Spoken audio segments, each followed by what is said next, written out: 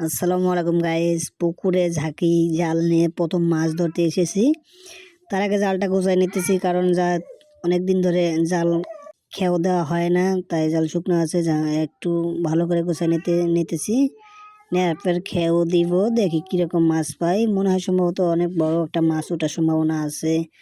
তো দেখতে দেখতে আমাদের জাল গোছা শেষ। এখন আমি খেও দিব, খেও 1 2 3 খেও দিছি। সম্ভবত মাছ মনে হয় সেখানে আটকাইছে, এরকমটা মনে হচ্ছে। আমার জাল টান টান লাগতেছে, তার মানে নিশ্চয়ই কোনো বড় মাছ আছে। দেখি, আল্লাহ বড় মাছ যেন ওঠে, আল্লাহ সবাই যেন দেখতে পায়।